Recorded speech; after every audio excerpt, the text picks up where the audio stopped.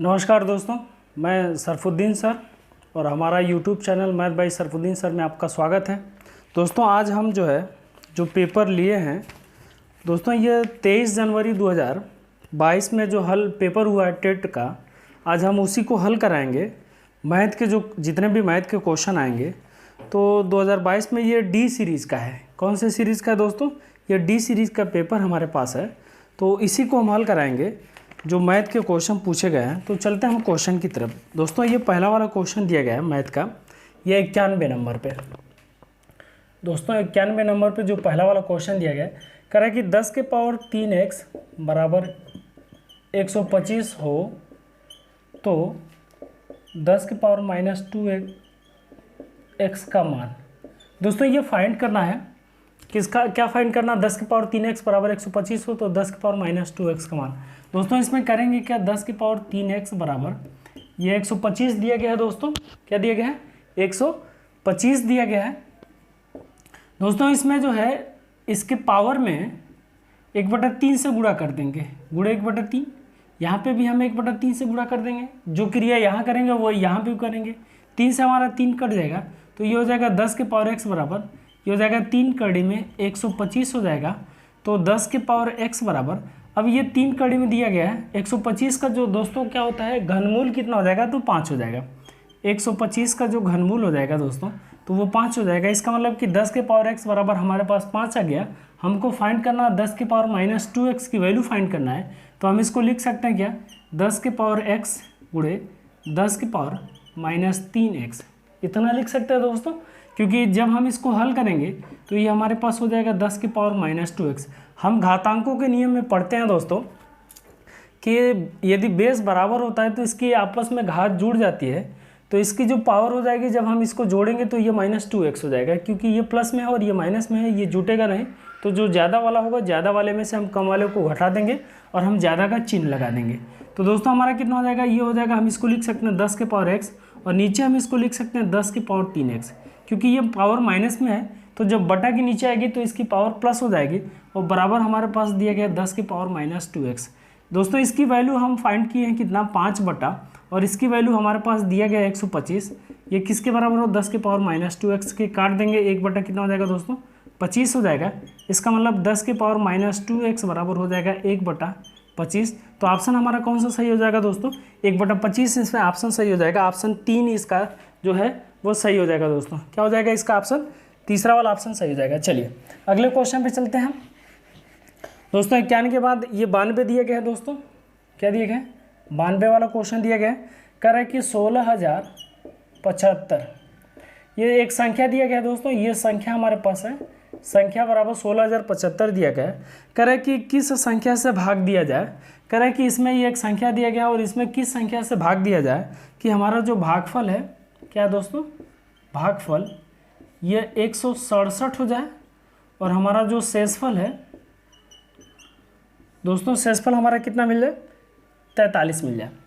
अब देखिए दोस्तों इस क्वेश्चन में हम क्या करेंगे, ये क्वेश्चन हमारे पास दिया गया है, ये डायरेक्ट हम सीधे ये 16,075 में से शेषफल हम घटा देंगे तो भाग पूरी चली जाएगी। क्या हो जाएगी दोस्तों?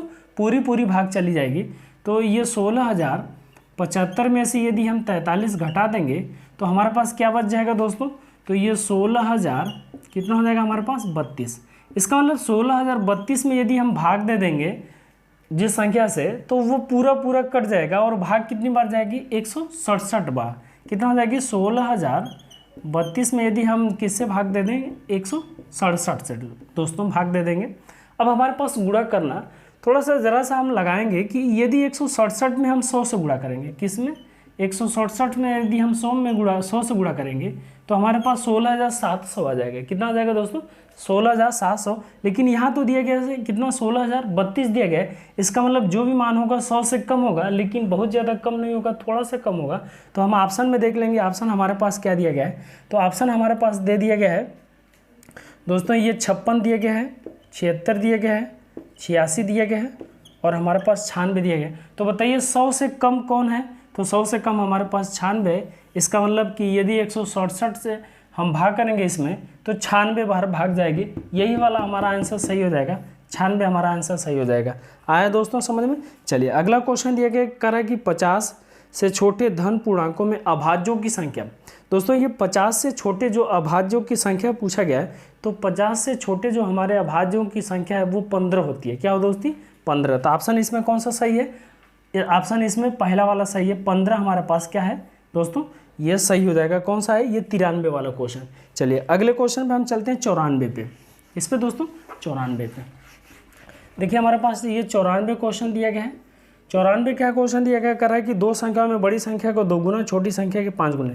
सबसे पहले हम ऑप्शन देख लेते हैं। हमारे पास 1 9 दिया गया है, हमारे पास 43 और 8 दिया गया है, हमारे पास 17 और 1 दिया गया है, हमारे पास 14 और 5। दोस्तों होता क्या है कि जब हम परीक्षा में बैठते हैं तो सबसे पहले हम क्या करते हैं कि आंसर को एलिमिनेट करना सीखिए। जब हम आंसर एलिमिनेट करना सीख जाएंगे तो हमारे पास इजी हो जाएगा। और देखिए ये इस क्वेश्चन में हम एलिमिनेट ही करेंगे और एलिमिनेट करके ऑप्शन से हम इसको हल करेंगे। जब क्वेश्चन आता नहीं है तो हम ऑप्शन से चलते हैं दोस्तों। तो जब हम ऑप्शन से चलेंगे तो ये ज़रा सा देखिए, ये क्वेश्चन दिया गया है, कह रहा है कि जो बड़ी वाली संख्या बड़ी संख्या का 2 गुना, तो यदि हम इसका 2 गुना कर देंगे तो ये हो जाएगा 22। और कह रहा है कि छोटी वाली संख्या के 5 गुने से, तो दोस्तों 9 में यदि हम 5 से गुणा कर देंगे तो इतना नहीं मिल पाएगा, इससे बहुत ज़्यादा हो जाएगा। तो ये वाला ऑप्शन कट गया। इसमें भी हम देखेंगे ये भी नहीं मिल पाएगा, इसमें भी हम देखेंगे ये भी नहीं मिल पाएगा। अगर ये तीनों नहीं मिल पाएंगे तो हमारा कौन सा ऑप्शन सही हो जाएगा दोस्तों?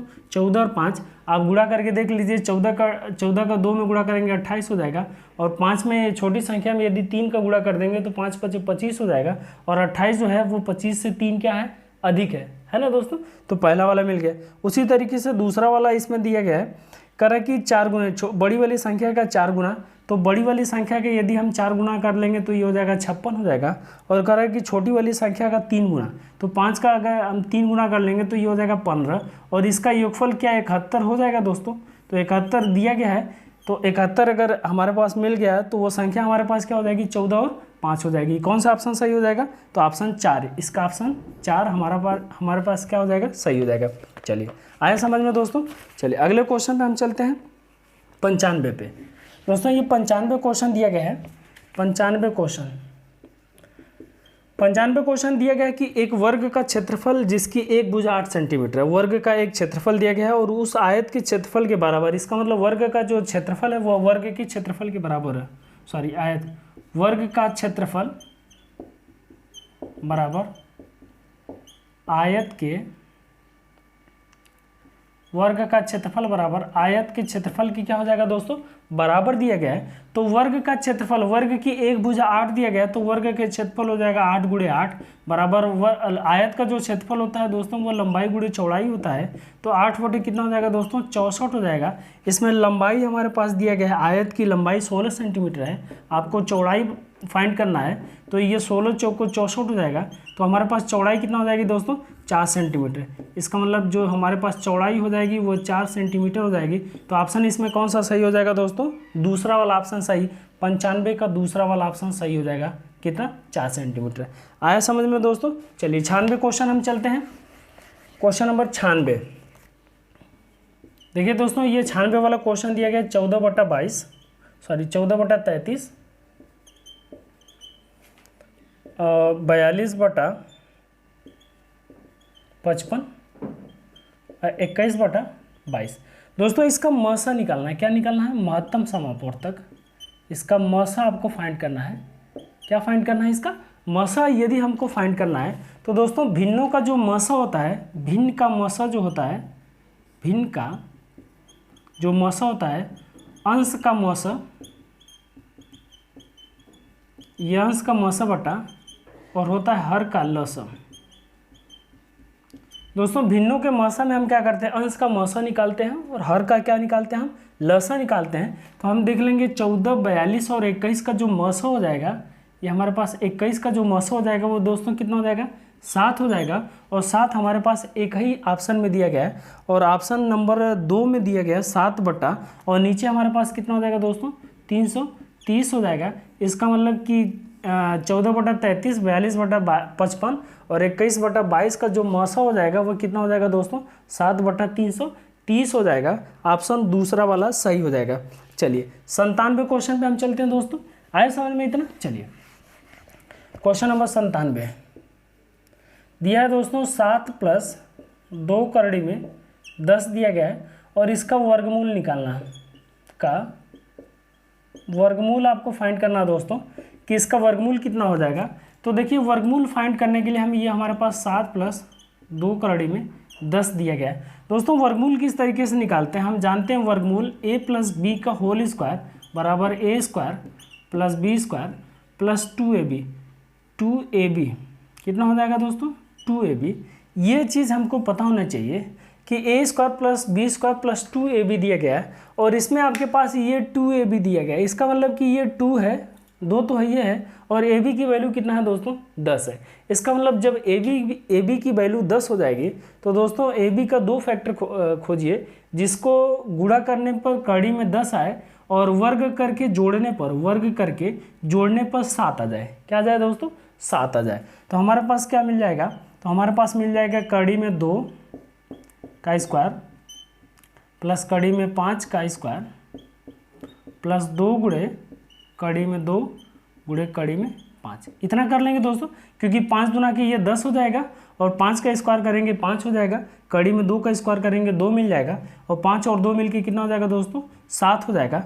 तो अब हम इसको हल कर सकते हैं, तो इसको लिख सकते हैं कड़ी में 2 प्लस कड़ी में 5 और पूरे का ये होल स्क्वायर हो जाएगा।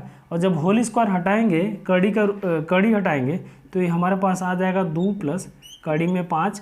यही हमारा क्या हो जाएगा दोस्तों, 7 + 2 कड़ी में 10 का ये वर्गमूल हो जाएगा। तो इसमें कौन सा ऑप्शन सही हो जाएगा, तो ऑप्शन नंबर 4 इसका सही हो जाएगा। ऑप्शन क्या हो जाएगा दोस्तों, 4 वाला सही हो जाएगा। कड़ी में 2 प्लस कड़ी में 5, है ना। कौन सा क्वेश्चन है, 97। चलिए अगले क्वेश्चन पे हम चलते हैं, 98 वाले पे। इसको मिटा दें। चलिए दोस्तों 98 क्वेश्चन जो हमारा दिया गया है, 98 क्वेश्चन कर रहा है कि एक वर्ग और एक समबाहु त्रिभुज की एक भुजा उभयनिष्ठ है। दोस्तों एक वर्ग दिया गया है, ये हमारे पास वर्ग है,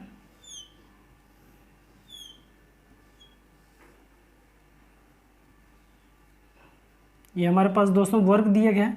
कह रहा है कि एक वर्ग और एक समबाहु, समबाहु मतलब होती है जिसकी तीनों भुजा आपस में बराबर होती है। तो हमारे पास एक समबाहु ये त्रिभुज दिया गया है, एक वर्ग है और इसके ऊपर एक समबाहु त्रिभुज दिया गया है और कह रहा है कि एक भुजा उभयनिष्ठ है। तो आप देख लेंगे ये वाली जो भुजा है ये उभयनिष्ठ है, ये त्रिभुज में भी है और इस वर्ग में भी ये वाली भुजा है, तो ये उभयनिष्ठ भुजा है, इसको हम कॉमन भुजा बोल लेंगे। कह रहा है कि यदि त्रिभुज की एक भुजा कितना है, 4/3 सेंटीमीटर।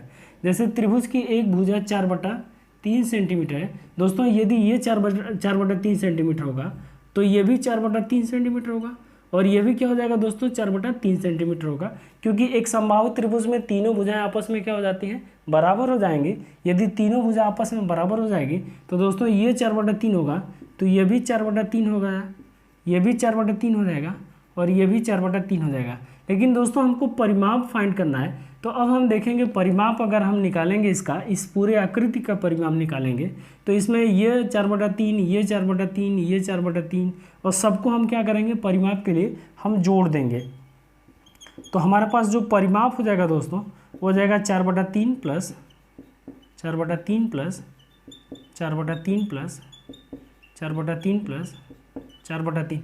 कितनी भुजाएं हैं, 1 2 3 4 5, क्योंकि ये तो उभयनिष्ठ भुजा हो गई तो इसमें भी मिलेगी और इसमें भी मिलेगी, वर्ग में भी मिलेगी और आयत में भी मिलेगी।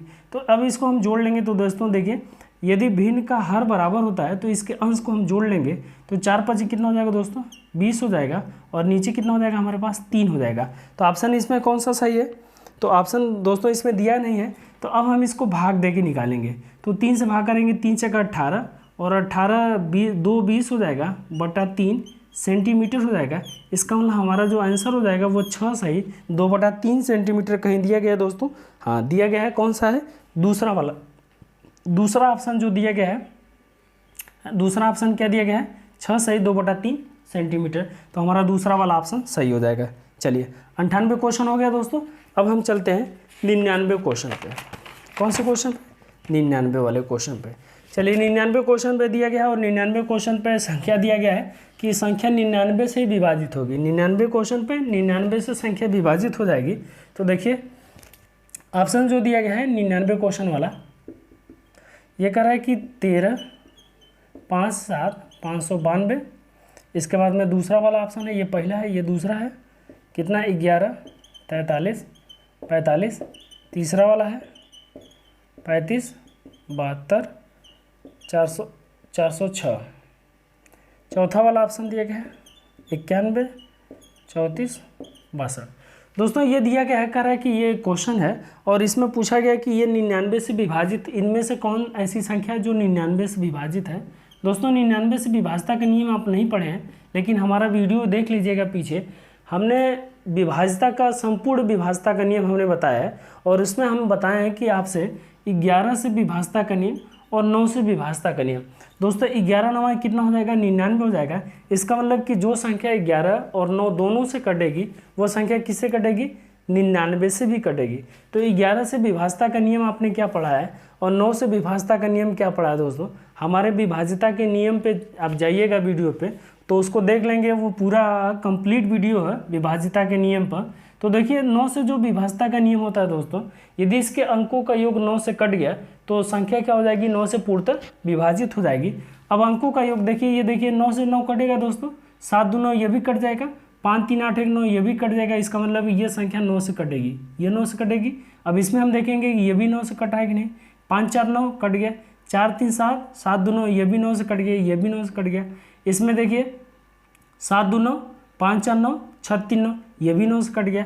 इसको हम देख लेते हैं, 9 ये 9 से कट जाएगा, ये हो जाएगा 6 3 9, 9 से कट गया, 4 2 6 1 7। इसका मतलब कि ये 9 से नहीं कटेगा। अगर ये 9 से नहीं कटेगा तो इसका मतलब कि ये 99 से भी नहीं कटेगा। लेकिन ये देखिए ये तीनों संख्या 9 से कट रही हैं, इसका मतलब कि अगर ये तीनों संख्या 9 से कट रही हैं तो इसमें से कोई एक संख्या होगी जो 11 से कटेगी दोस्तों, और जो संख्या 11 से कटेगी वही संख्या क्या हो जाएगी, वो पूरी की पूरी संख्या 99 से कट जाएगी। ये विभाज्यता का नियम है कि जो संख्या 11 और 9 दोनों से कटेगी वह संख्या किससे कटेगी, 99 से भी कटेगी।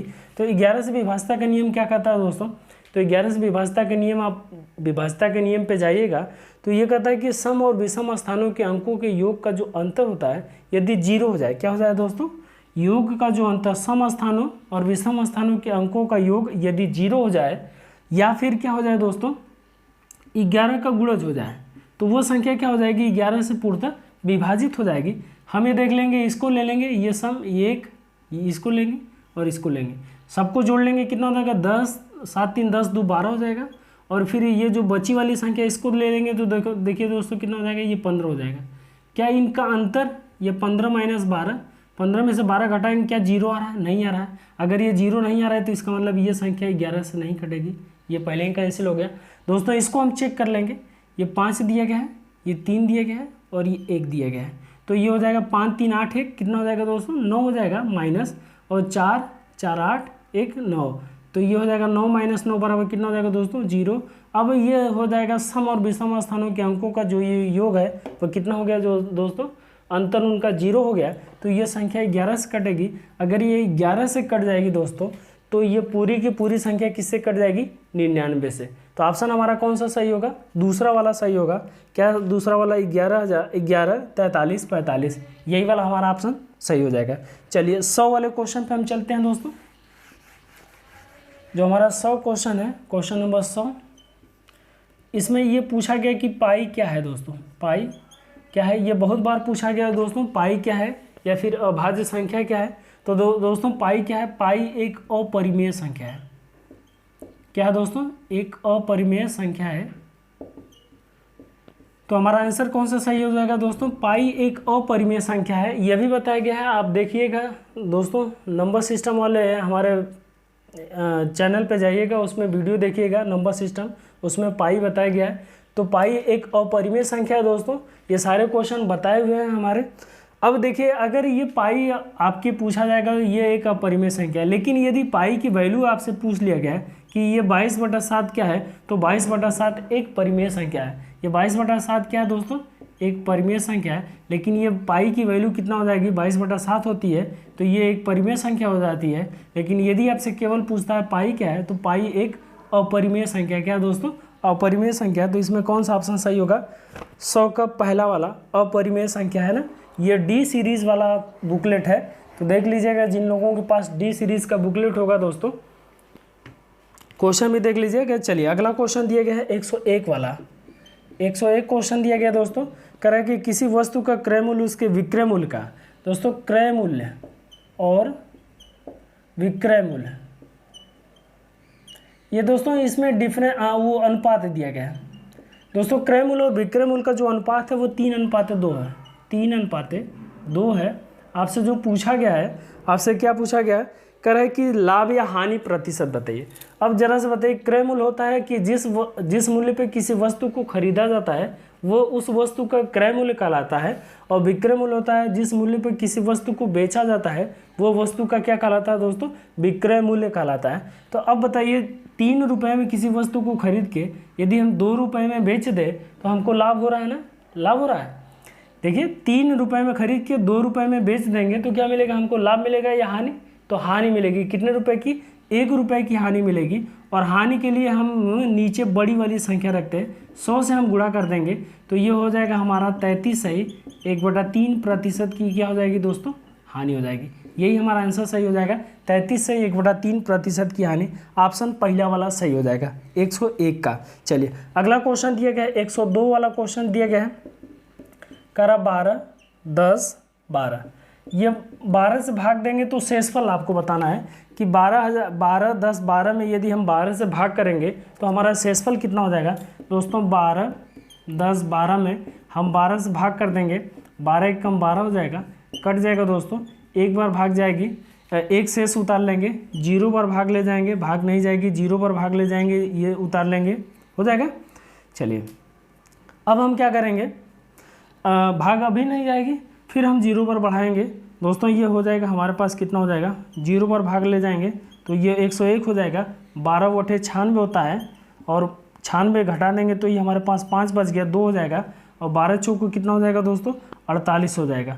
तो 52 में से 48 घटाएंगे, कितना शेष बचेगा, तो दोस्तों इस वाले क्वेश्चन में हमारा जो शेष हो जाएगा वो कितना हो जाएगा, शेष हमारा 4 हो जाएगा। ऑप्शन कौन सा सही होगा, तो ऑप्शन तीसरा वाला ऑप्शन सही हो जाएगा, शेष कितना हो जाएगा, 4। चलिए अगले क्वेश्चन पे हम चलते हैं। अगला क्वेश्चन क्या है, 103। 103 में दोस्तों इकाई मान आपको फाइंड करना है। इकाई मान 103 वाला जो क्वेश्चन है वो दिया गया है 378, सॉरी ये 378 गुणे 236 गुणे 459 गुणे 312।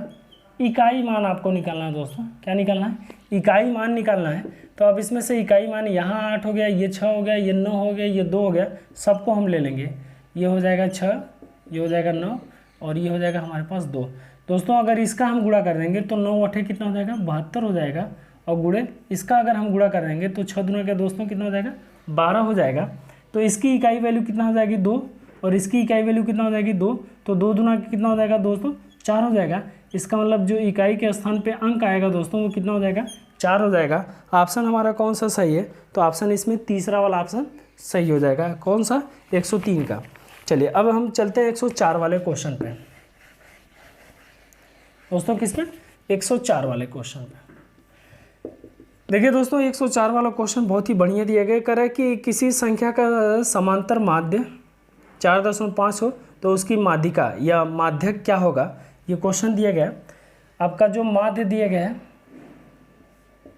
वो दिया गया है 4.5 दिया गया है। संख्या दिया गया हमारे पास 5, 7, 7, 8, x 5, 4, 3, 1 और 2, ये हमारे पास संख्या दिया गया है। दोस्तों समांतर माध्य जब हम निकालते हैं तो माध्य बराबर होता है आपका, समांतर माध्य पदों का योग क्या होता है दोस्तों, पदों का योग बटा पदों की संख्या हो जाती है, पदों की संख्या हो जाती है। दोस्तों पदों का योग कितना हो जाएगा, माध्य हमारे पास 4.5 दिए गया है और हमारे पास जो पद दिया गया है वो ये टोटल पद है, तो ये हो जाएगा 5 + 7 + 7 + 8 + x + 5 + 4 + 3 + 1 + 2 पूरे का बटा। अब दोस्तों इसमें टोटल कितने पद हो जाएंगे तो काउंट कर लेंगे, 1 2 3 4 5 6 7 8 9 10, तो टोटल हमारे पास कितने पद हो जाएंगे, 10 पद हो जाएंगे। अब जब हम इसको हल करेंगे तो इसका इसमें गुणा हो जाएगा 4.5, ये हो जाएगा कितना दोस्तों 4.5 गुणे 10 बराबर, इसको हम जोड़ लेंगे 7 5 12 प्लस 8 7 15 हो जाएगा, और ये भी हम जोड़ेंगे तो 5 4 9 1 10 5 15 हो जाएगा, प्लस x प्लस 15 हो जाएगा। दोस्तों जब हम इसमें गुणा कर लेंगे तो ये हो जाएगा हमारे पास 45 बराबर, जब हम इसको जोड़ेंगे तो 15 15 30 10 40 42 हो जाएगा, 42 प्लस x हो जाएगा। तो x बराबर कितना हो जाएगा दोस्तों, 45 माइनस ये 42 हो जाएगा बराबर 3 हो जाएगा। तो x की वैल्यू कितना हो जाएगी दोस्तों, 3 हो जाएगी। इसका मतलब x बराबर हमारा कितना है दोस्तों, तो x बराबर 3 हो जाएगा। इतना चीज़ समझ में आया दोस्तों, इसको आप नोट कर लीजिए। देखिए ये हमारे पास x की वैल्यू, हम x की वैल्यू निकाल लिए कितना, 3। अब हमको निकालना है माध्यक निकालना है या फिर हमको माध्यिका निकालना है। क्या निकालना है दोस्तों, माध्यिका। इतना हो गया, इसको मिटा दें। चलिए माध्यिका हम निकालते हैं। देखिए दोस्तों माध्यिका निकालने के लिए, माध्यक निकालने के लिए, माध्यिका निकालने के लिए दोस्तों जो ये मान दिया गया है ना, इसको आरोही क्रम में लिखेंगे। किस क्रम में, आरोही क्रम में। आरोही क्रम मतलब सबसे पहले सबसे छोटी संख्या, उसके बाद उससे बड़ी, उसके बाद उससे बड़ी, और ऐसे करके लास्ट में हम सबसे बड़ी वाली संख्या लिखेंगे। तो हम इसको आरोही क्रम में लिखेंगे तो सबसे पहले हमारा 1 आएगा, फिर 2 आएगा, फिर देखेंगे 3 आएगा, और 3 2 बार दिया गया तो हम 3 2 बार लिख देंगे। फिर हमारे पास 4 दिया गया है, हम 5 देखेंगे, 5 2 बार दिया गया है तो दोस्तों 5 हम 2 बार लिखेंगे। इसके बाद 6 7 2 बार दिया गया तो दोस्तों 7 हम 2 बार लिखेंगे, और फिर हमारा क्या दिया गया, 8 दिया गया। ये हमारे पास आरोही क्रम हो गया। क्या, माध्यिका निकालने के लिए 1 2 3 4 5 6 7 8 9 10। देखिए ये हो जाएगा। अब हम इसमें देखेंगे कि इनकी जो संख्या है वो सम है या विषम है। क्या है दोस्तों, सम और विषम। इसमें हम फाइंड करते हैं कि जो पदों का योग दिया गया है वो सम, पदों की जो संख्या है वो सम में है, या फिर हम क्या देखेंगे कि वो संख्या विषम में है। यदि सम में है तो इसकी जो माध्यिका हो जाती है वो माध्यिका हो जाती है n/2वां पद प्लस n/2 प्लस 1वां पद पूरे के बटा 2। ये कब होता है, जब हमारा जो है पदों की संख्या सम हो। क्या हो जाएगा दोस्तों, सम हो। जब पदों की संख्या विषम हो तो ये हो जाता है n+1/2वां पद, यही हमारा क्या हो जाएगा, 2वां पद। n/2 प्लस 1वां पद, यही हमारा क्या हो जाएगा, है ना, यही हमारा क्या हो जाएगा कब, जब विषम हमारे पास दी गई हो कि पदों की जो संख्या है विषम है। लेकिन यहाँ हमारे पास क्या दिया गया है, यहाँ 10 दिया गया है, और 10 क्या है दोस्तों, सम है। तो यदि 10 सम है तो अब हम इसको हल कर लेंगे, और जब हम इसकी माध्यिका निकालेंगे तो n/2 n बराबर 10 दिया गया तो 10/2 प्लस 10/2 प्लस 1वां पद, और पूरे का बटा कितना हो जाएगा, 2 हो जाएगा। तो दोस्तों ये भाग कर देंगे, ये हो जाएगा हमारे पास 5वां पद, और ये हम भाग करेंगे तो 5 + 1 6वां पद। इसका मतलब जो हमारी माध्यिका हो जाएगी वो 5वां पद। अब हम देखेंगे 5वां वाला पद क्या हो जाएगा दोस्तों। 5वां पद इसमें देख लीजिए 1 2 3 4 5, इसका मतलब ये 5वां पद है तो हमारे पास ये 4 हो जाएगा। और इसमें जो है 6वां वाला पद जो है तो 5 + 1 कितना हो जाएगा, 6वां वाला पद। तो 6वां वाला पद हमारे पास कितना है दोस्तों, 5 है, और पूरे का बटा 2 हो जाएगा। तो ये हमारी क्या निकल जाएगी, माध्यिका निकल जाएगी। क्या निकल जाएगी दोस्तों, माध्यिका निकल जाएगी। तो 5 4 कितना हो जाएगा, 9, और 9 में हम 2 से भाग कर देंगे तो ये हो जाएगा हमारे पास 4.5 हो जाएगा। और 4.5 कौन से ऑप्शन में दिया गया है दोस्तों, तो 104 का जो ये क्वेश्चन है ऑप्शन, इसमें तीसरा वाला ऑप्शन सही हो जाएगा। कौन सा ऑप्शन सही हो जाएगा दोस्तों, तीसरा वाला ऑप्शन सही हो जाएगा। कितना, 4.5। चलिए अगला क्वेश्चन हम चलते हैं 105 वाले क्वेश्चन पे। देखिए 105 वाला क्वेश्चन कर रहा है कि सांख्यिकी में विचरण का जो विश्लेषण है वो नामक विधि का जो मुख्य श्रेय है वह किसको है। तो जो विचरण का विचलन विधि है, विश्लेषण विधि है, उसका R.A. फिशर है। R.A. फिशर। इसका मतलब कि 105 का जो क्वेश्चन हो जाएगा दोस्तों, 105 का क्वेश्चन, तो ये R.A. फिशर हमारा सही हो जाएगा। क्या हो जाएगा दोस्तों, R.A. फिशर सही है। चलिए अगला क्वेश्चन 106 वाला देखते हैं। क्या देखेंगे दोस्तों, 106 वाला क्वेश्चन। 106 वाले में दिया गया है दोस्तों, ये ABC एक त्रिभुज दिया गया है, ABC दिया गया है, और इसके मध्य बिंदुओं को आपस में मिला दिया जाए, दोस्तों आपस में इसके मध्य बिंदुओं को आपस में मिला दिया जाए, तो कह रहा है कि ये DEF, दोस्तों ये एक त्रिभुज दिया गया पूरा ABC, और इसमें ये एक 100 कौन सा क्वेश्चन है, 106वां वाला क्वेश्चन है, 106 क्वेश्चन है। तो ये देखिए दोस्तों दिया गया और इसमें आपसे पूछा गया है कि त्रिभुज DEF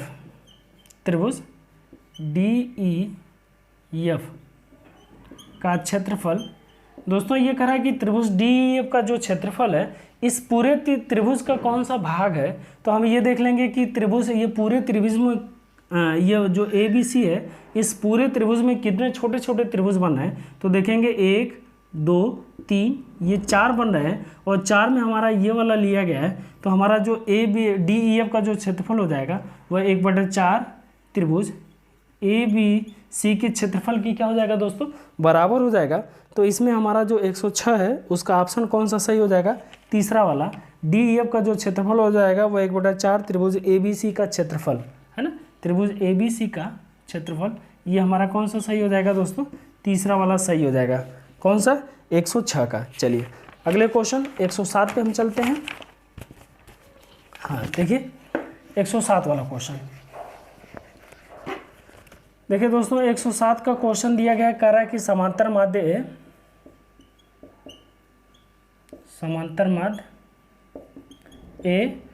गुणोत्तर माध्य, जिसको हम गुणोत्तर माध्य बोलते हैं, या ज्यामितीय माध्य ये G, और हरात्मक माध्य इसको H। देखिए दोस्तों इसी तीनों में संबंध पूछा गया है। तो जो तीनों में संबंध दिया है दोस्तों कितना हो जाएगा, जो तीनों का संबंध है वो हमारे पास A is greater or equal to G है ना, is greater or equal to H। और ये कौन से ऑप्शन में सही हो जाएगा दोस्तों, तो मिला लीजिए ये कौन से ऑप्शन में सही हो जाएगा। तो ये जो D वाली सीरीज है इसमें चौथा वाला ऑप्शन दिया गया है, 4 वाला ऑप्शन ये सही हो जाएगा। A is greater than is greater or equal to G is greater or equal to H, यही सही हो जाएगा। चलिए अगला क्वेश्चन हम देखते हैं, 8वां वाला 108 आया समझ में। चलिए 108 वाला क्वेश्चन दिया गया है। देखिए 108 वाले क्वेश्चन में क्वेश्चन कर रहा है कि यदि दो संख्याओं को अंतर दिया है, अंतर 5 है, अंतर 5 और गुणनफल दिया गया है दोस्तों 36 दिया गया है।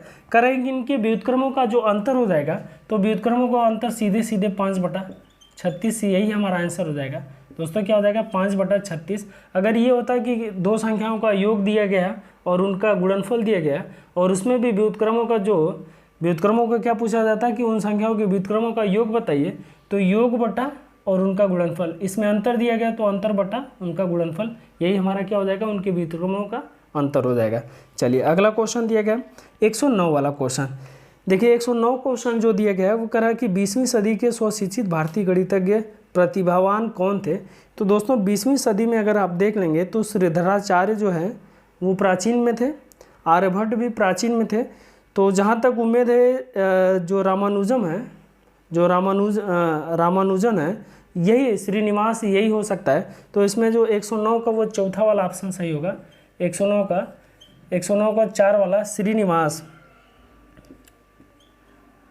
श्रीनिवास रामानुजन, यही वाला ऑप्शन सही हो सकता है दोस्तों, आप मिला लीजिएगा है ना। चलिए अगले क्वेश्चन पे चलते हैं 110 पे।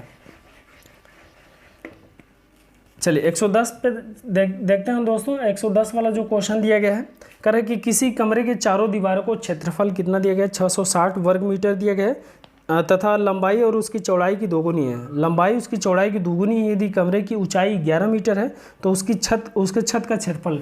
देखिए दोस्तों कमरे के चारों दीवारों को क्षेत्रफल होता है ना, कमरे की चारों दीवारों का क्षेत्रफल, और ये बराबर होता है 2 गुणे लंबाई प्लस चौड़ाई इंटू ऊंचाई। यही होता है दोस्तों, किसी भी कमरे के चारों दीवारों को जो क्षेत्रफल होता है वो 2 गुणे लंबाई प्लस चौड़ाई गुणे ऊंचाई होता है। और ये हमारे पास दिया है 660 दिया गया है। 2 गुणे लंबाई चौड़ाई हमको पता नहीं है, ऊंचाई हमको 11 मीटर पता है, और ये बराबर हो जाएगा 660। 11 से हम काट लेंगे 11 छक्का 66, 2 से काट लेंगे ये कितना हो जाएगा दोस्तों 30 हो जाएगा। इसका मतलब एल प्लस बी बराबर हमारे पास हो जाएगा 30, ये मिल जाएगा। लेकिन एक चीज़ और दिया गया है इसमें कि लंबाई और चौड़ाई में अनुपात दे दिया गया है। क्या दे दिया है दोस्तों? अनुपात। इसका मतलब लंबाई अनुपाते चौड़ाई बराबर ये दिया गया 2:1, ये हमारे पास दिया गया है दोस्तों। तो अब हम यहाँ से निकाल लेंगे, तो ये 30 हमारे पास क्या दिया गया है? 30 लंबाई और चौड़ाई का योगफल दिया गया है। यदि ये 30 लंबाई चौड़ाई का योगफल दिया गया है तो इसके नीचे लंबाई और चौड़ाई की अनुपातिक योग लिखेंगे, तो 2:1 बराबर कितना हो जाएगा दोस्तों? 3 हो जाएगा। यदि हम लंबाई निकालते हैं तो 2 से गुणा कर देंगे इसमें, तो 3 दहाँ पर 30 और 10 गुणा के कितना हो जाएगा दोस्तों? 20 हो जाएगा। यदि हम चौड़ाई निकालते हैं तो ये हो जाएगा 30 बटा, और दोनों का योगफल 3 हो जाएगा, और चौड़ाई हमारी कितना दिया गया है? 1 दिया गया है, तो 1 से गुणा कर लेंगे, तो 10 से कम कितना हो जाएगा दोस्तों? 10 हो जाएगा। लेकिन हमारा क्या दिया गया? हमारा क्षेत्रफल दिया गया है लंबाई गुणे चौड़ाई, तो लंबाई हमारे पास 20 है, चौड़ाई 10 है, तो टोटल गुणनफल कितना हो जाएगा? 200 मीटर स्क्वायर। 200 मीटर स्क्वायर दोस्तों कौन से ऑप्शन में सही है? तो जहाँ दिया गया होगा इसमें जो दिया गया है वो दूसरा वाला ऑप्शन सही है, 200 मीटर, है ना। 200 वर्ग मीटर हमारा लंबाई, उसके छत का जो क्षेत्रफल हो जाएगा 200 वर्ग मीटर हो जाएगा। चलिए 111 वाले क्वेश्चन पे इतना समझ में आया दोस्तों। चलिए चलते हैं 111 वाला जो क्वेश्चन दिया गया दोस्तों, कह रहा है कि a/3 बराबर b/4 बराबर c/7। दोस्तों आपसे पूछा गया कि a + b + c/c का मान। ये दोस्तों बहुत ही आसान क्वेश्चन है। ये केवल a b c का मान रख के बस भाग दे देना है।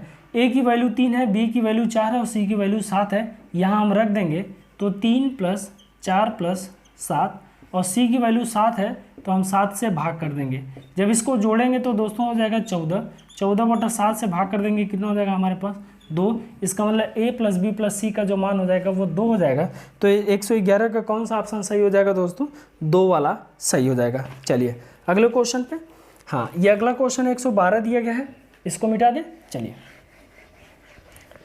हाँ, 112 क्वेश्चन दिया गया है। कह रहा है कि 5 जनवरी 1991 को, ये क्या था दोस्तों? शनिवार था। शनिवार, ये दोस्तों इस दिन को शनिवार था। तो अगर ये 5 जनवरी 1991 को शनिवार था तो हम ये निकालेंगे कि 5 जनवरी 1992 को कौन सा दिन था। यदि ये शनिवार है तो एक दिन ज़्यादा हो जाएगा, है ना। ये तो कितना हो जाएगा दोस्तों? तो ये शनिवार के बाद क्या आ जाएगा, है ना, संडे हो जाएगा। कितना हो जाएगा दोस्तों? रविवार। ये हमारे पास रविवार हो जाएगा दोस्तों। कब? 5 जनवरी 1992 को ये हमारे पास संडे हो जाएगा। ये सैटरडे था, है ना। अगर ये 5 जनवरी 1991 को सैटरडे था और तो 5 जनवरी 1992 को ये संडे हो जाएगा, एक दिन बढ़ जाएगा, लीप वर्ष है। अब ये देखिए, अगर ये 5 जनवरी 1992 को रविवार संडे है तो जनवरी में कितने महीने, जनवरी कितने महीने की होती है दोस्तों? 31 महीने की होती है, सॉरी 31 दिन की होती है, महीने नहीं, 31 दिन की जनवरी होती है। और 5 जनवरी को हमने निकाल दिया तो बाकी जो बचा कितना हो जाएगा दोस्तों? 26। इसका मतलब इसमें अभी 26 दिन बच रहे हैं, तो 26 में हम किससे भाग कर देंगे दोस्तों? 7 से भाग करेंगे तो हमारा कितना शेष हो जाएगा? 5। और ये 5 क्या है दोस्तों? 8। ये 5 दिन अभी शेष इसमें बच गए। कब? किसमें? हम देख लेंगे जनवरी में। जनवरी के बाद क्या दोस्तों? जनवरी के बाद हमारे पास ये फरवरी आती है। और अगर ये लीप वर्ष है तो फरवरी लीप वर्ष में कितने दिन का होता है? तो फरवरी लीप वर्ष में 29 दिन का होता है। कितने दिन का होता है दोस्तों? 29 दिन का होता है। यदि हम इसमें 7 से भाग कर देंगे तो ये कितना शेष बचेगा? 1। 1 भी क्या है? ऑड नंबर मिल गया हमको दोस्तों, है ना। 1 हमारे पास मिल गया, ये 1 हो जाएगा। अब हम देखेंगे मार्च। कब तक मार्च पूछा गया? कह रहा है कि 3 मार्च दोस्तों, 3 मार्च 1992।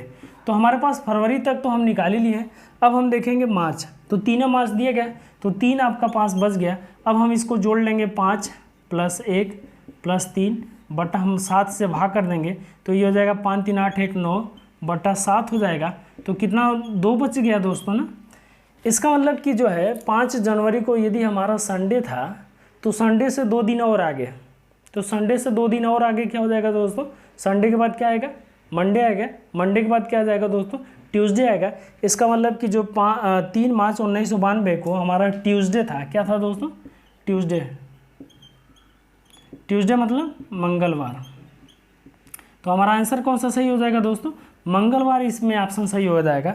इसमें 112 में मंगलवार, तो इसमें कौन सा सही है, तीसरा वाला जो है ऑप्शन तीसरा वाला सही हो जाएगा। चलिए अगले क्वेश्चन की तरफ चलते हैं। 112 के बाद 113 है ना, 113 वाला क्वेश्चन। 113 दिया गया है 1/3 की पावर -3 माइनस 1/4 की पावर -2, मझला कोष्ठक 1 बड़ा कोष्ठक भागे 1/4 की पावर -3 बड़ा कोष्ठक 1। दोस्तों ये एक बटा के रूप में दिया गया, जब हम इसको ऊपर लेके जाएंगे तो इसकी पावर प्लस में हो जाएगी। तो ये कितना हो जाएगा दोस्तों, तो ये हो जाएगा 27 माइनस 64 है ना, सॉरी 4 चौको 16 हो जाएगा, 27 माइनस 16 भागे ये हो जाएगा 64 हो जाएगा। घटा देंगे तो हमारे पास कितना हो जाएगा 11 भागे 64, 11 मतलब 11/64। यह वाला हमारा ऑप्शन क्या हो जाएगा दोस्तों, सही हो जाएगा। आया समझ में। तो ऑप्शन कौन सा सही हो जाएगा इसमें, ऑप्शन दूसरा वाला सही हो जाएगा 11/64। चलिए अगले क्वेश्चन पे हम चलते हैं। 113 के बाद 114।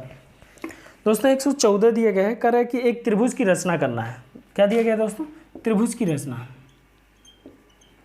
114 दोस्तों त्रिभुज की रचना में आप जान जाइएगा, त्रिभुज की रचना किस तरीके से हम करते हैं कि जब 2 भुजाओं को आपस में जोड़ दिया जाए तो हमेशा और हमेशा वो तीसरी भुजा से बड़ी होनी चाहिए, तभी त्रिभुज बनाना संभव है। क्या है, यदि 2 भुजाओं का योग तीसरी भुजा से बड़ी हो रहा है तो त्रिभुज बनना संभव है दोस्तों। तो इसमें आप ऑप्शन देख लीजिएगा कि किन 2 भुजाओं को आपस में जोड़ दिया जाए। किसी भी 2 भुजा को अगर आपस में आप जोड़ेंगे तो हमेशा तीसरी भुजा से वो बड़ी होनी चाहिए। तो हम देख लेंगे, इसमें आप जोड़ लीजिएगा तो इसमें कौन सा ऑप्शन मिल रहा है आपको, तो ये हो जाएगा 6.3 सेंटीमीटर, 5.9 सेंटीमीटर और 4.6 सेंटीमीटर। आप देख लीजिएगा यही ऑप्शन दिया गया है और ये सही है। ये जो ऑप्शन दिया गया है, इस सेंटीमीटर भुजा वाले त्रिभुज में, त्रिभुज को यदि हम बनाएंगे तो एक त्रिभुज बन जाएगा, है ना। और बाकी जितने भी ऑप्शन दिए गए हैं वो उससे त्रिभुज बनाना संभव नहीं है ना। तो ऑप्शन हमारा कौन सा सही होगा, तो ऑप्शन 6.3 सेंटीमीटर, 5.9 सेंटीमीटर और 4.6 सेंटीमीटर। चलिए अगले क्वेश्चन पे हम चलते हैं 115 पे। ओके, 115 वाला क्वेश्चन दिया गया दोस्तों। यह 115 का जो क्वेश्चन दिया गया है, कह रहा है कड़ी में 3 और 3 कड़ी में 4 और 4 कड़ी में 5 को आरोही। दोस्तों आरोही क्रम होता है बढ़ते हुए क्रम। बढ़ते हुए क्रम का मतलब क्या होता है, सबसे पहले सबसे छोटी संख्या, उसके बाद उससे बड़ी संख्या, उसके बाद उससे बड़ी संख्या और सबसे आखिर में सबसे बड़ी वाली संख्या को हम लिखते हैं। तो हम इसमें देखेंगे कि इसमें कौन सबसे छोटा है और कौन सबसे बड़ा है। तो किस तरीके से इसको हम फाइंड करेंगे, यहाँ पे हमारे पास कड़ी की जो घात है 2 है, ये 3 है और ये 4 है। तो कड़ी की घात का यदि हम एलसीएम लेंगे तो हमारे पास 12 एलसीएम आ जाएगा। तो 12 कड़ी की घात हो जाएगी और 2 से 12 में भाग करेंगे तो ये हो जाएगा 3 की पावर 6, 2 6 12। अब ये लेंगे 12 कड़ी में 4 की पावर, और 3 से अगर 12 में हम भाग करेंगे कितनी बार भाग जाएगी दोस्तों, 4 बार भाग जाएगी। तो 4 की पावर कितना हो जाएगा दोस्तों, 4 हो जाएगा। अब हम लिखते हैं इसको 5 कड़ी में 4 से 12 में भाग करेंगे 3 बार भाग जाएगी और 5 की पावर कितना हो जाएगा दोस्तों, 3 हो जाएगा। अब हम देखेंगे इसको यदि 5 की पावर 3 करेंगे तो 5 × 25 और 25 पर से कितना हो जाएगा दोस्तों, 125 हो जाएगा। इसका मतलब इसकी जो वैल्यू आ जाएगी वो 125 हो जाएगी। 12 कड़ी में 125 मतलब हम लिख सकते हैं 12 कड़ी में 125 लिख सकते हैं। इसको हम लिख सकते हैं 4 4 चौको 16, 256, 12 कड़ी में 256 हो जाएगा। और इसको यदि हम लिखेंगे तो 12 कड़ी में 3 × 3 × 3 × 3 × 3 × 3, इसका गुणा करेंगे 27 और इसका गुणा करेंगे दोस्तों कितना हो जाएगा, 27 हो जाएगा। अगर हम देखेंगे तो ये सबसे बड़ी वाली संख्या आएगी, ये उससे छोटी है और ये क्या हो जाएगा दोस्तों, सबसे वाली छोटी संख्या है। तो हमको आरोही क्रम में लिखना है। तो आरोही क्रम में क्या करते हैं, सबसे पहले हम सबसे छोटी वाली संख्या को लिखते हैं। तो सबसे छोटी हमारे पास ये मिल रही है, और ये कहाँ से मिली है दोस्तों, तो ये हो जाएगी 4 कड़ी में 5। इसके बाद क्या मिलेगा दोस्तों, इसके बाद 3 कड़ी में 4, 3 कड़ी में 4, और सबसे बड़ी वाली संख्या क्या दोस्तों, ये कड़ी में 3। तो ऑप्शन हमारा कौन सा सही हो जाएगा, ये 4 कड़ी में 5, 3 कड़ी में 4 और कड़ी में 3। इसमें जो ऑप्शन दिया गया है वो ऑप्शन डी वाला सही हो जाएगा, 4 कड़ी में 5, 3 कड़ी में 4 और कड़ी में 3, 115 का। चलिए अब हम चलते हैं 116 वाले क्वेश्चन पे दोस्तों।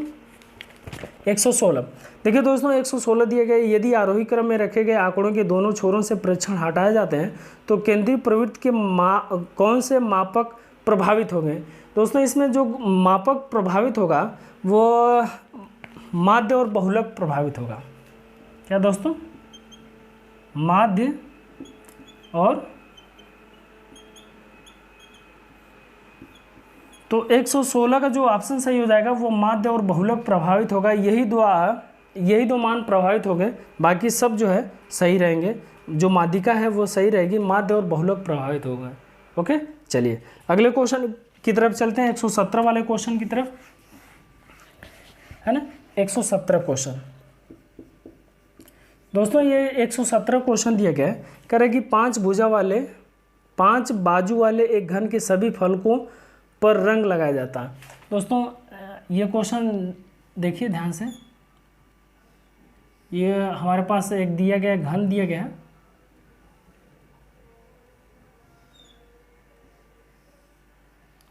दोस्तों ये घन दिया गया है और इसमें कह रहा है कि इसमें 5 बाजू वाले हैं, मतलब इनको 5 छोटे छोटे घनों में काट दिया जाए। तो अगर हम इसको घनों में काटेंगे दोस्तों, 5 भागों में, 1 2 3 ये 4, अगर ये इस तरीके से करते हैं तो भी ये हो जाएगा दोस्तों, इधर भी हो जाएगा, इधर भी हो जाएगा, इधर भी हो जाएगा और इधर भी हो जाएगा। अब हम क्या करेंगे, इसको जो है फिर इधर ऐसे भी काटेंगे, 2 3 ये हो जाएगा। तो इधर भी तो होगा दोस्तों 5, 1 2 3 4 5, तो इसको हम देख लेंगे, हो जाएगा।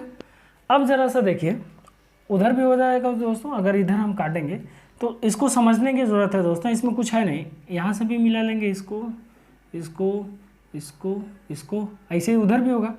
तो ज़रा से देखिए, ये दोनों जो फलक हैं, ये आपस में जो फलक हैं, ये 2 फलक हैं, यहाँ पे भी 2 रंगे जाएंगे, यहाँ पे भी एक घन के 2 फलक रंगे जाएंगे, यहाँ पे भी, यहाँ पे भी, हो जाएगा दोस्तों। उसी तरीके से नीचे भी ये वाला जो हिस्सा नीचे आ जाएगा तो ये वाला भी रंगा जाएगा, ये नीचे से रंगा जाएगा, ये भी नीचे से रंगा जाएगा, ये भी नीचे से रंगा जाएगा, ये भी, है ना, इतना रंगा। इसके बगल में भी होगा तो ये भी रंगा जाएगा, ये भी रंगा जाएगा, ये भी रंगा जाएगा, ये देखिए दोनों फलक रंगे जाएंगे, ये भी दोनों फलक रंगे, ये भी दोनों फलक, ये भी दोनों फलक। तो एक घन में कितने फलक होते हैं, एक घन में फलकों की जो संख्या होती है, फलकों की संख्या कितना हो जाती है दोस्तों, 6 होती है। अब इसमें देखिए बचा कौन, यहाँ बचा 1, ये 2 बचा, ये 3, ये 4, सॉरी इसको नंबरिंग से हम कर ले रहे हैं, है ना। ये हमारे पास 1, ये 2, ये 3, ये 4, ये 5, ये 6 7 8 9, ये जो 9 फलक आपको दिखाई दे रहे हैं सामने, इस पे केवल एक ही, क्या दोस्तों, जो एक ही फलक पे पेंट रंगा जाएगा। तो अब देखिए एक घन में फलकों की संख्या कितना है, 6, और कितने मिल रहे हैं दोस्तों, 9, तो 9 6 कितना हो जाएगा दोस्तों, 54 हो जाएगा। इसका हमारा जो ऑप्शन हो जाएगा 117 का 54 वाला सही है, 54 है ना, 54 सही हो जाएगा। चलिए अगला पंचभुज 118 वाला क्वेश्चन हम देख लेंगे दोस्तों, कितना, 118 का।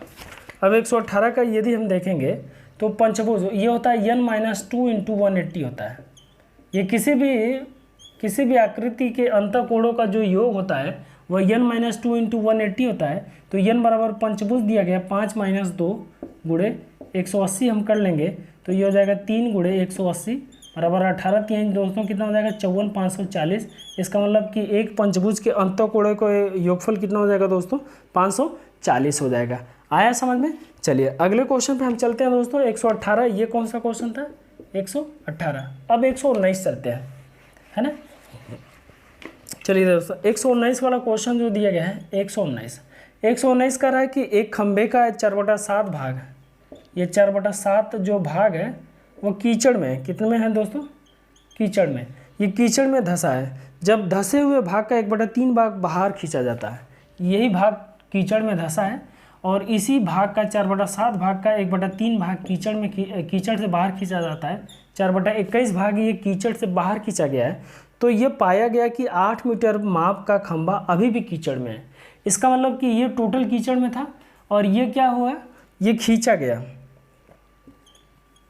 ये बाहर खींचा गया। जब बाहर खींचा गया तो 4/21 भाग ही बाहर खींच गया है। तो अभी शेष कितना कीचड़ में पड़ा हुआ है? तो दोस्तों शेष कितना हो जाएगा? 4/7 माइनस कितना हो जाएगा? 4/21 हो जाएगा। और इसकी संख्या जो कीचड़ में अभी पड़ा हुआ भाग है वो उसकी संख्या दिया गया है कि वो 8 मीटर अभी भी खंभा क्या है? कीचड़ में दबा हुआ है। अब इसको हम हल कर लेंगे। 4 और 21 का एलसीएम कितना हो जाएगा दोस्तों? 21 हो जाएगा। 7 त्रिक 21 और 4 तिहाई दोस्तों कितना हो जाएगा? 12 माइनस 4 हो जाएगा बराबर 8 हो जाएगा। तो ये हमारे पास हो जाएगा 8/21 और ये इतना भाग है। तो हमारे पास जो टोटल खंभा है, टोटल खंभे की लंबाई x है और ये किसके बराबर हो गया दोस्तों? 8 के। ये 8 से 8 कट गया तो x की वैल्यू कितना हो जाएगी दोस्तों? x की वैल्यू 21 हो जाएगी। इसका मतलब जो खंभा हमारा है वह 21 मीटर क्या है? 21 मीटर का है। तो ऑप्शन इसमें कौन सा सही हो जाएगा दोस्तों? 119 का दूसरा वाला ऑप्शन सही हो जाएगा। चलिए अब हम चलते हैं 120 और ये आखिरी क्वेश्चन किसमें? ये 120 वाले क्वेश्चन पे। ये हमारा लास्ट क्वेश्चन है दोस्तों 120 वाला। 120 हमारे पास दिया गया कह रहा है कि a प्लस बी मिलकर किसी काम को 12 दिन में करते हैं, b प्लस सी मिलकर किसी काम को 15 दिन में करते हैं, c प्लस ए मिलकर किसी काम को 20 दिन में करते हैं, है ना। तो दोस्तों पूछा गया है कि a अकेला उसी काम को कितने दिन में करेगा। दोस्तों इसमें हम क्या करते हैं, ये एलसीएम ले लेंगे तो 12, 15 और 20 का जो एलसीएम हो जाएगा ये 60 हो जाएगा। इसका मतलब हमारे पास जो टोटल काम है वो टोटल काम 60 काम है। अब इसी 60 काम को कराना है। यदि ये दोनों मिलकर 12 दिन में ख़त्म करते हैं तो एक दिन में कितना काम करेंगे दोस्तों? तो 12 25 60, 15 चौको 60 और 20 3 60। इसका मतलब कि जो है यह ए बी मिल के एक दिन में 5 काम करते हैं, बी सी मिलकर एक दिन में 4 काम करते हैं और सी ए मिलकर एक दिन में 3 काम करते हैं। तो हम ये देखेंगे कि एक दिन में टोटल काम कितना हो रहा है। लेकिन यहाँ देखेंगे दोस्तों, यहाँ ए 2 बार काम कर रहा है, बी भी 2 बार काम कर रहा है और सी भी एक बार में 2 बार काम कर रहा है। तो हम ये देख लेंगे कि ए प्लस बी प्लस सी जो है ये 2 बार काम कर रहे हैं। तो 60 × 2 बटा इनका योग निकालेंगे। 5 4 9, 9 3 कितना हो जाएगा दोस्तों? 12 हो जाएगा। 12 25 60 हो जाएगा और 5 दूना कितना हो जाएगा दोस्तों? 10 हो जाएगा। इसका मतलब कि ए बी सी मिलकर उसी काम को कितने दिन में करेंगे दोस्तों? 10 दिन में करेंगे।